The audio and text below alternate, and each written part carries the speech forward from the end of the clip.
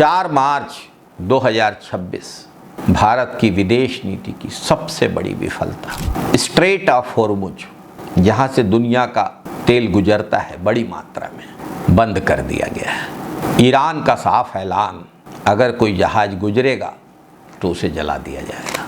लेकिन चीन और रूस के जहाज़ों को इससे छूट और भारत को नहीं।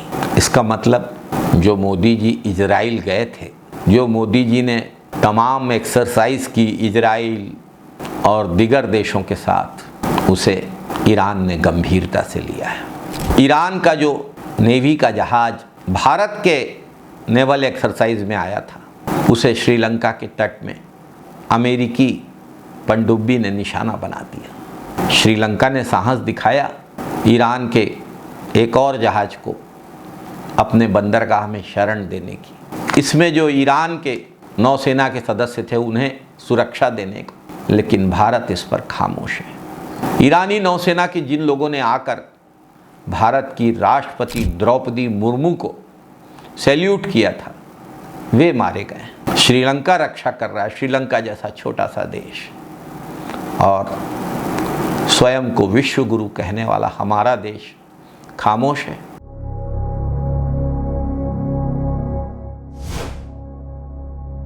खोमनई की मृत्यु के बाद 6-7 दिनों का समय लग गया भारत के विदेश सचिव को ईरान के दूतावास में जाकर शोक पुस्तिका में दस्तखत करने में। क्यों? और इसी कारण हमारे तेल टैंकर फंसे हुए हैं, सप्लाई अटक गई है, क्रूड ऑयल $120 के पार जा रहा है। भारत मिडिल ईस्ट से 80% से ज़्यादा तेल आयात करता है, वही सबसे बड़ा झटका झेल रहा है। अर्थव्यवस्था को सीधे 0.5% जीडीपी का नुकसान, महंगाई अलग आसमान छूने वाली है। लेकिन असली सवाल है, हम यहाँ पहुँचे कैसे? याद कीजिए, ईरान वही देश था जिसने कई अंतर्राष्ट्रीय मंचों पर भारत के खिलाफ प्रस्तावों को रोकने में मदद की। अमेरिकी प्रतिबंधों के बावजूद भारत को रुपए में सस्ता तेल दिया। भुगतान देर से भी हुआ तो सप्लाई बंद नहीं की। चाबहार पोर्ट भारत को सौंप दिया ताकि अफगानिस्तान और सेंट्रल एशिया तक भारत बिना पाकिस्तान के पहुंच सके, पाकिस्तान को घेरा जा सके। यही तो था भारत का स्ट्रेटेजिक सपना।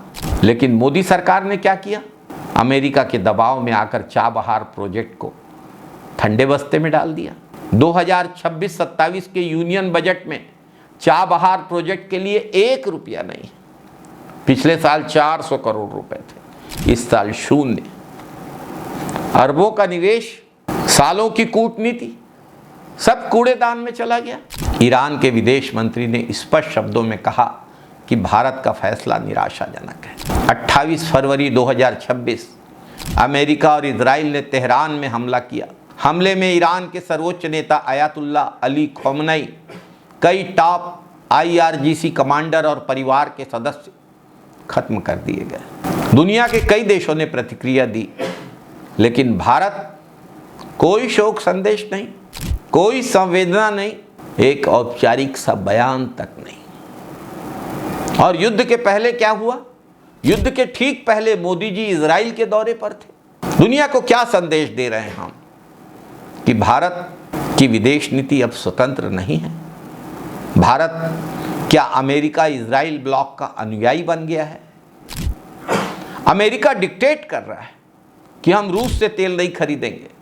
अब कह रहा है कि अब रूस से 1 महीने के लिए तेल खरीदेंगे। अब कह रहा है कि सिर्फ जो जलपोत समुद्र में हैं उनका ही क्रूड ऑयल ले पाएंगे।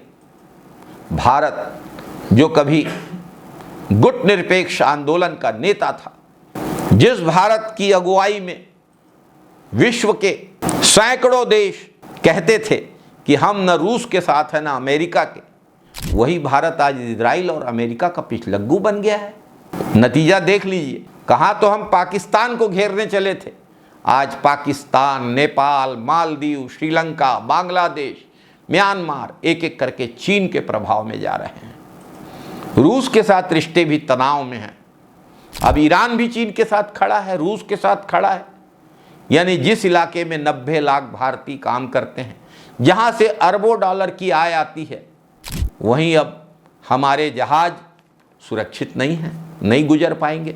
हमारे हितों के खिलाफ खुलेआम धमकी दी जा रही है और हम हाथ पे हाथ धरे बैठे हैं। INSTC ठप हो सकता है, चाबहार तो डूब ही गया, तेल महंगा होगा, रुपया गिर रहा है, महंगाई बढ़ेगी और इसकी कीमत कौन चुकाएगा? भारत की जनता।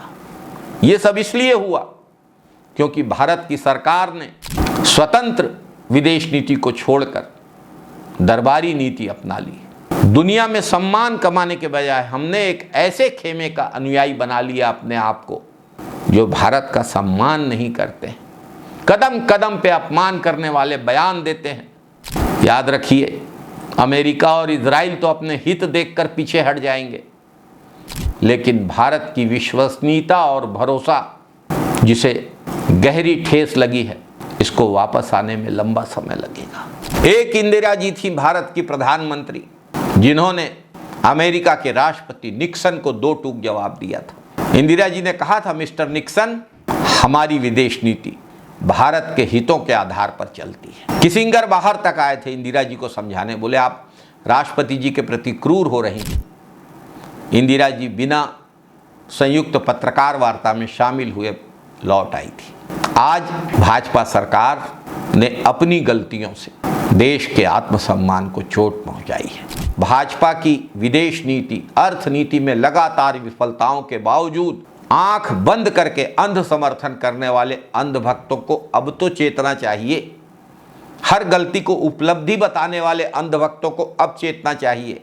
हर संकट को मास्टर स्ट्रोक कहने वाले लोगों को अब तो होश में आना चाहिए।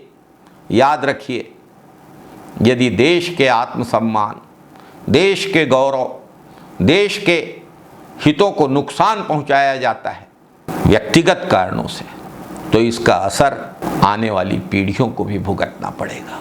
यह स्थिति अच्छी नहीं है। चाहे जो भी कारण हो, अमेरिका के आगे इतना झुकना ठीक नहीं है। अमेरिका ने भारत पाकिस्तान के बीच युद्ध विराम से लेकर भारत की तेल खरीदी तक को नियंत्रित करने वाले जिस तरीके से बेशर्म बयान दिए हैं, यह स्थिति अच्छी नहीं है। जय हिंद, वंदे मातरम साथियों।